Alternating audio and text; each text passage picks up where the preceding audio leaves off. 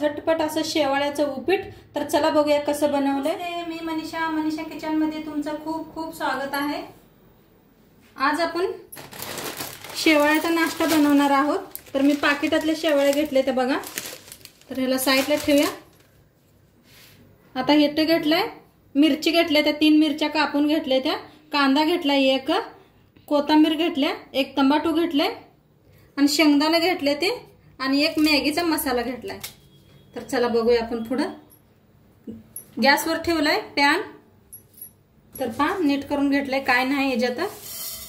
ते भाजून घेऊया पहिलं। होतोय तेल, मग छान भाजतंय। आता मिक्स करून भाजून घेऊया।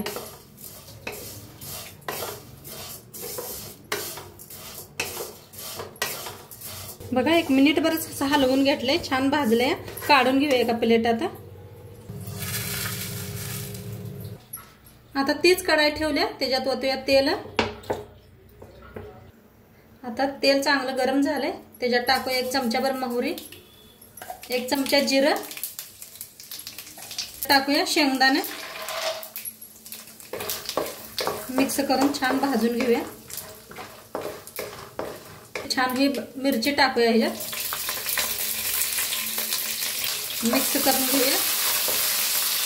त्याच्यात टाकूया कांदा कापून घेतलेला बारीक, त्याला भाजून घेऊया।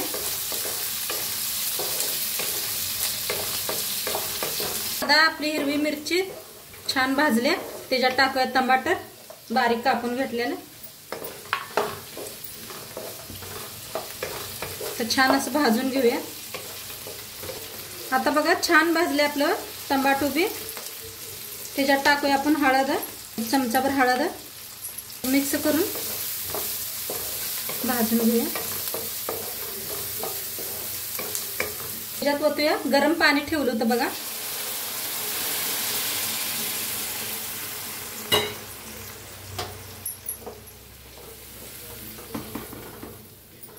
चवीप्रमाणे मीठ टाकूया, लिंबूचा अर्धा रस,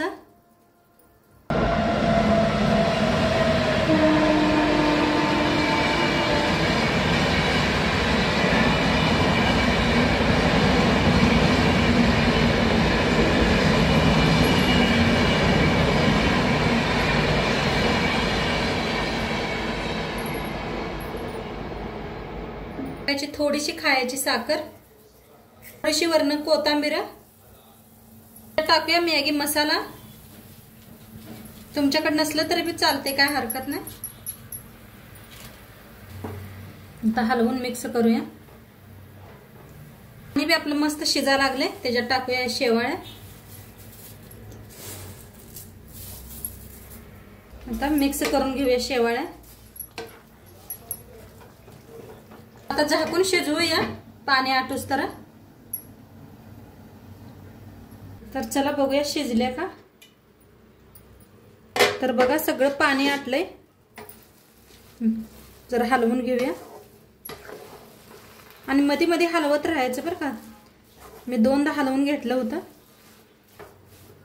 शिजले बघा, बघू शकताय तुम्ही किती छान झाले। एकदम जवळनं दाखवलाय, कलर बी किती मस्त आलाय बघा, बघू शकताय तुम्ही। आता सर्व करूया बंद। बघा मस्त असं आपलं शेवाळ्याचं उपीट बनून तयार आहे। आणि नक्की तुम्ही बी करून बघा, एकदम साधी सोपी रेसिपी आहे, झटपट बी होते। आणि नक्की करून बघा तुम्ही।